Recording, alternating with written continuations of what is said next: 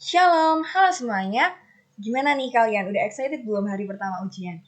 Oke, nanti tolong tulis di kolom komentar ya, rating seberapa excited kalian hari pertama ujian. Setelah itu, kalian bisa lanjutin dengan Tuhan Yesus memberkati kayak biasa yang kita lakuin, oke?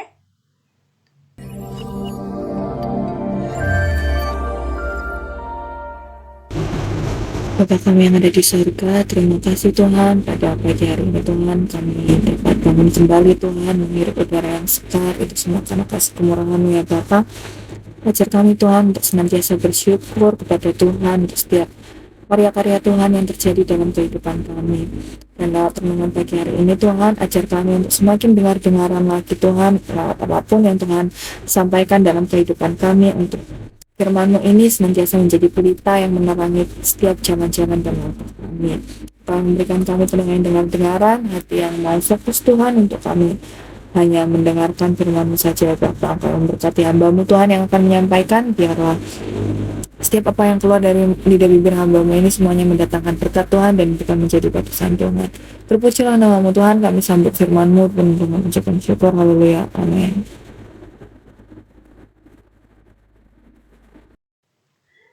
Nah, dari tadi kan aku tanyain atau ngomongin tentang excited. Tapi hari ini aku mau bawa renungan tentang sesuatu yang bertolak belakang dari excited, which is ennui. Nah, apa sih itu ennui? Ennui adalah perasaan kurang bergairah, bosan, malas, yang kita sebagai remaja itu seringkali merasakan itu gitu ya. Kayak kita tuh pengen rebahan, terus males-malesan, bahkan kadang ngomong sama orang pun itu tuh kayak males banget. Nah, siapa yang pernah ngerasain kayak gini nih? Setelah aku pikir-pikir ya, waktu kecil itu kayaknya kita tuh jarang menemukan emosi ini karena waktu itu kayak kita ambil contoh deh masa-masa SD atau TK atau waktu kita lagi sekolah minggu itu kan sering banget ada kuis-kuis dadakan ataupun kuis-kuis berhadiah gitu kan yang dikasih sama guru sekolah minggu ataupun guru-guru kita ataupun kayak kita lagi ada sosialisasi gitu-gitu. Nah, mayoritas nih aku dan teman-temanku itu kayak banyak banget yang excited menjawab kayak aku kayak gitu-gitu kan. Bahkan kadang ada yang sampai berantem, berebut dan lain sebagainya. Namun seiring berjalannya waktu dan sampai kita di tahap masa puberti dan paling core-nya sih waktu SMP ya aku ngerasainnya itu kayak setiap ada sosialisasi ataupun hal-hal yang berbau kuis di mana kita harus meresponi pembicara dan lain sebagainya itu tuh kayak kita punya kemalasan tersendiri gitu kayak nggak bergairah untuk merespon. Bahkan waktu itu ada sosialisasi di SMP ku tuh yang jawab ataupun yang bersedia mengacungkan tangannya nih cuma 1-2 orang, maksudnya bisa dihitung jari. Hal-hal seperti ini itu harus bisa kita kontrol ya teman-teman, karena kalau dia jadi dominan emotion kita, hidup kita tuh jadi bakalan gak terarah dan ngikutin arus doang. Yang penting gak usah capek-capek ataupun bahkan kita jadi gak mau keluar dari zona nyamannya kita. Dan itu malah berdampak bikin hidup kita jadi nge-stuck di situ-situ aja teman-teman. Kalian pernah nggak nonton Inside Out 2? Nah di situ kan ada emotion barunya si Riley itu ya, namanya Envy juga. Nah itu tuh dia itu ngontrol sistem emosionalnya Riley itu sambil tidur-tiduran aja gitu. Nah itu kita kayak sering banget gak sih kayak kita lagi main HP, rebahan di kasur gitu, terus habis gitu mau nyalain AC terus remote-nya ada di bawah jatuh terus kita angkat pakai kaki ataupun kayak jedai rambut jatuh terus kita ambil kayak tangannya tuh yang penting digini-giniin, kita nggak mau badan yang lainnya itu bergerak dan itu tuh harus bisa kita kontrol. Kenapa kita harus kontrol? Tentu supaya kita itu nggak membiarkan diri kita males-malesan dan nggak punya semangat buat ngapa-ngapain.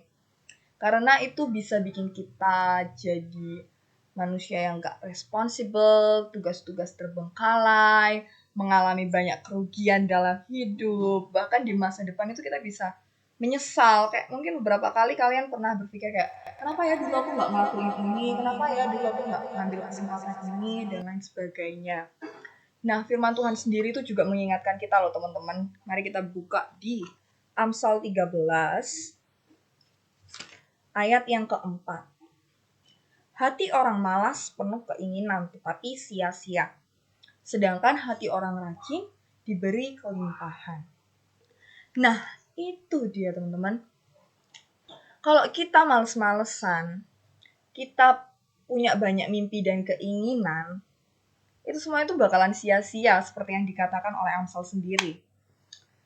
Jadi mulai sekarang, kalau kita dikuasai kemalasan, jangan berharap kita bisa mewujudkan mimpi-mimpi kita, karena itu tetap bakal menjadi sia-sia. Terus Amsal sendiri ini juga mengatakan, mari kita buka ya di Amsal 19 ayat yang ke-15. Kemalasan mendatangkan tidur nyenyak, dan orang yang lamban akan menderita lapar. Jadi sekarang setelah renungan hari ini, kalian langsung buka drive kisi-kisi ujian kalian, buka Notion, buka buku, dan mulai belajar. Kalian jangan lagi males-malesan, jangan lagi bosen gini-gini aja dan lain sebagainya, dan gak bergairah untuk melakukan apapun, supaya kita tuh punya pembaharuan hidup, teman-teman.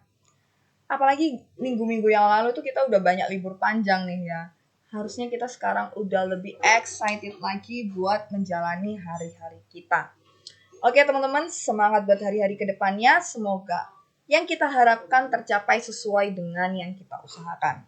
Sekian renungan pada pagi hari ini, kiranya memberkati teman-teman semuanya dan dapat menjadi pembelajaran buat aku pribadi dan juga teman-teman semuanya.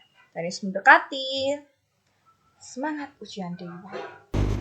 Terima kasih Tuhan Yesus, untuk hari ini kami boleh mendengarkan sedikit dari renungan pagi Tuhan. Biarlah Tuhan kami senantiasa dipenuhi oleh semangat, sukacita Tuhan, untuk kami mengerti Tuhan apa yang harus kami lakukan dan kerjakan ke depannya, dan kami tidak terbawa arus begitu saja Tuhan dengan kemalasan kami, namun kami senantiasa diperbarui oleh Roh-Mu ya Bapa. Terima kasih Tuhan Yesus, dan hari ini adalah hari pertama kami untuk STS semester genap Tuhan. Biarlah Tuhan yang memperlancarkan setiap kami, memberikan kami hikmat, kepandaian, kepintaran Tuhan, untuk kami dapat mengerti soal-soal yang diberikan guru-guru kami, sehingga kami dapat mengerjakan ulangan hari ini dengan maksimal ya Bapak. Terima kasih Tuhan Yesus, jauhkan kami dari segala kecurangan Tuhan, biarlah kami senantiasa hidup takut akan Tuhan dan dapat menjawab soal-soal kami dengan jujur. Terpujilah nama-Mu Tuhan Yesus, kami sudah berdoa dan bersyukur. Haleluya, amin.